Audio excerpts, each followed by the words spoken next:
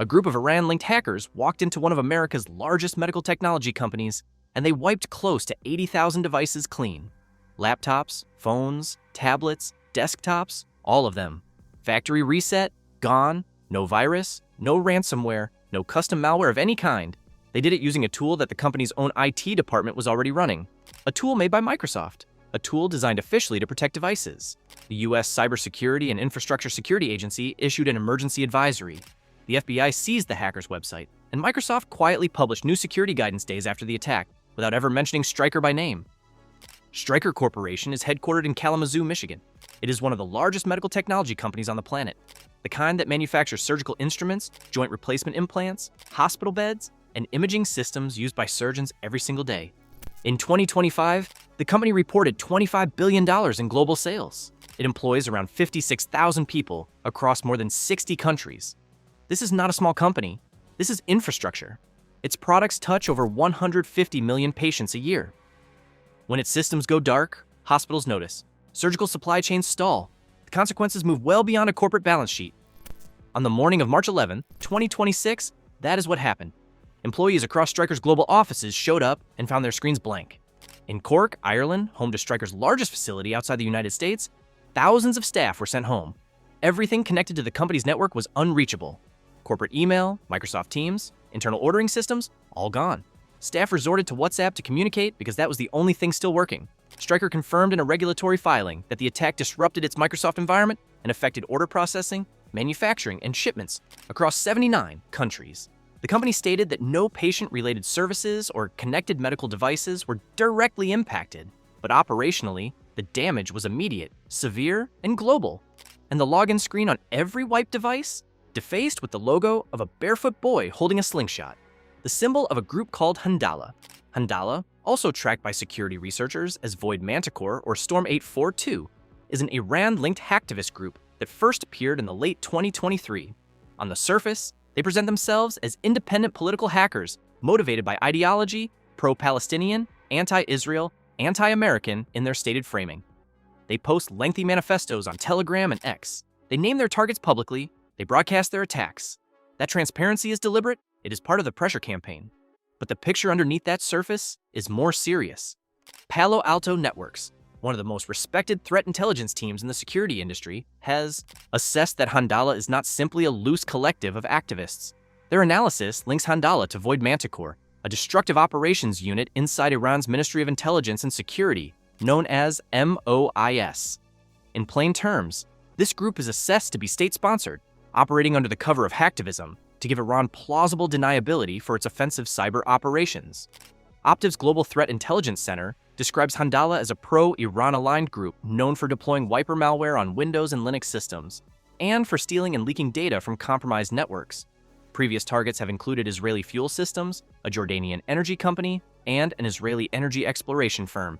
But the Stryker attack is categorically different in scale and impact from anything Handala had pulled off before. In their manifesto, Handala framed the attack as retaliation for a U.S.-Israeli military strike they claimed killed dozens of children at a school in Iran. They also pointed to Stryker's 2019 acquisition of the Israeli orthopedic device company Orthospace, calling Stryker a Zionist-rooted corporation. Regardless of the political framing, and attacking a medical device company with civilian customers is widely condemned. What demands attention here is the technical method they used, because it is unlike almost anything that has come before it. This is the part that separates this attack from the standard playbook. When most people think of a cyber attack that wipes data, they imagine wiper malware, custom-built malicious software designed to overwrite files, corrupt drives, and destroy operating systems. Iran has a well-documented history of exactly this kind of attack. The 2012 Shamoon malware wiped tens of thousands of computers at Saudi Aramco.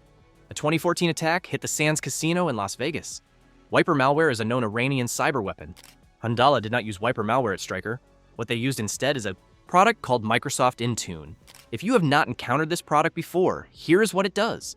Large organizations, corporations, hospitals, universities have thousands of employee devices spread across offices in dozens of countries. Managing all of those remotely is a massive challenge. Microsoft Intune is a cloud-based platform that lets IT administrators control and monitor every managed device from a single web dashboard. They can push software updates, enforce security policies, lock devices, and, critically, Issue a remote wipe command to any device if it is lost or stolen. That remote wipe feature is the one that matters here. According to Bleeping Computer, which broke key details of the attack, Handala used the built-in wipe command inside Microsoft Intune to reset nearly 80,000 devices to factory state in the early morning hours of March 11th. Microsoft's own documentation describes this feature as designed to be used when a device needs to be retired, repurposed, reset for troubleshooting, or securely erased if lost or stolen. An intentional feature, a legitimate administrative function, turned into a weapon of mass destruction against the company it was built to protect. Rafe Pilling, director of threat intelligence at cybersecurity firm Sophos, which has directly linked Handala to Iranian intelligence, described what happened in clear terms. The attackers appear to have obtained access to the Microsoft Intune management console. He said, Intune is a solution for managing corporate devices, and from that console, wiping devices is not a complex operation. Stryker itself confirmed this framing when it told the public it had found no evidence of malware being deployed on its systems. That statement should not be a relief. It is, if anything, more unsettling than finding malware would have been. The natural question at this point is obvious. How did an Iranian-linked hacker group get access to Stryker's Intune dashboard in the first place? According to Bleeping Computer's reporting, sourced from someone familiar with the incident, the attackers first compromised an existing administrator account inside Stryker's network. They then used that access to create a brand new global administrator account, one of the highest privilege levels that exists inside a Microsoft 365 environment. A global administrator has essentially unrestricted access to the organization's cloud infrastructure, including Intune. Security researcher Kevin Beaumont, who analyzed the attack in detail, explained that the hackers gained access to Stryker's Active Directory services, at the system that manages user identities and permissions across a Windows-based corporate network. That foothold in Active Directory translated directly into access to Intune and the ability to issue wipe commands organization-wide. The method used to compromise that first administrator account has not been officially confirmed, but the pattern is consistent with credential theft, which, in the current threat landscape, often means info stealer malware. Info stealers are a category of software specifically built to silently harvest saved passwords, session tokens, and authentication data from infected machines. Logs from info stealers are sold on underground markets, sometimes for very little money, and they frequently contain credentials for corporate VPNs and cloud systems. There is also a significant detail that goes beyond just the wipe. According to reporting by Information Security Media Group, the attackers did not simply gain access and immediately wipe devices. They appear to have been inside Stryker's environment for days before the attack. And before they executed the wipe on March 11th, they got into Stryker's backup infrastructure, specifically its Rubrik environment, and destroyed the backups first. Rubrik is an immutable backup platform. The whole selling point of immutable backups is that they cannot be deleted or modified. They are built to survive exactly this kind of attack. The hackers disabled that protection anyway.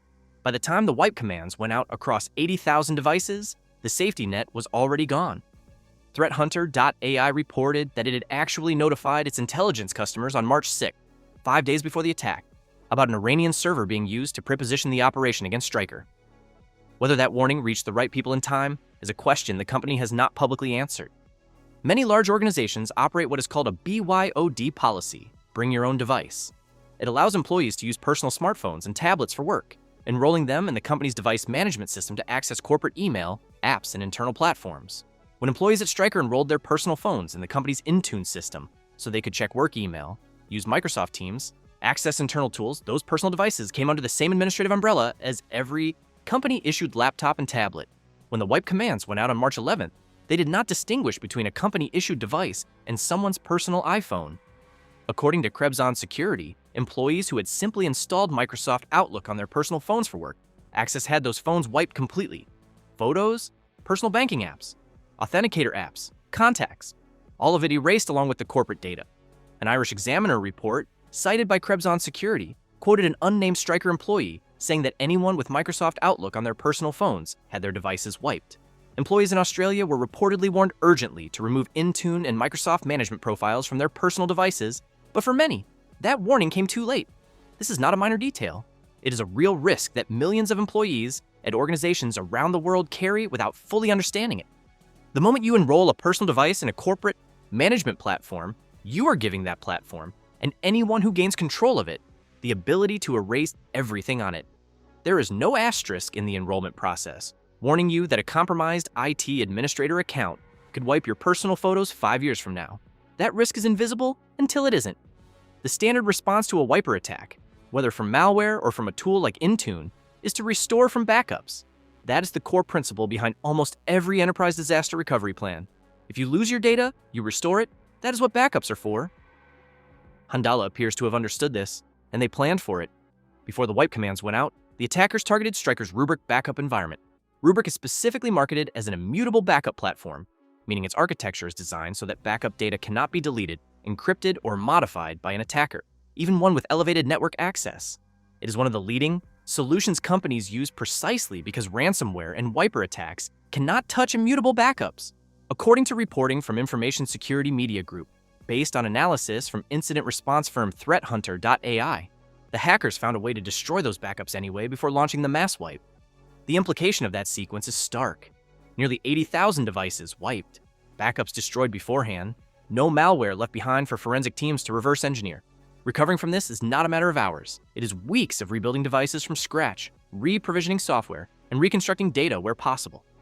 Stryker's manufacturing operations, shipment processes, and electronic ordering systems remained offline for days after the attack. By March 15th, the company said it believed the attack had been contained. But contained and recovered are very different things. The attack triggered a response at the federal level that underscores how seriously officials are treating what happened. Security professionals use a term for what happened here, living off the land. Instead of bringing custom malicious tools into a target environment, which creates a forensic trail, triggers antivirus systems, and leaves behind evidence, the attacker uses the legitimate software already installed and trusted inside the target. The activity looks, at every step in the logs, like normal administrative work. Because it is. The only difference is who is sitting at the keyboard. Living off the land is not a new concept. It has been used for years in espionage operations, in quiet, long-term intrusions. But what Handala demonstrated at Stryker is that it can be weaponized for mass destruction on a corporate scale in a matter of minutes. Stryker has been working to restore its systems since the attack. By March 15th, the company said it believed the breach was contained. It committed to keeping stakeholders informed as the investigation continued. But recovery is not fast when close to 80,000 devices need to be rebuilt from scratch with their backups already gone. Manufacturing disruptions, stalled shipments, and offline ordering systems do not resolve in a day. The full cost, financial, operational, and reputational, is still being tallied.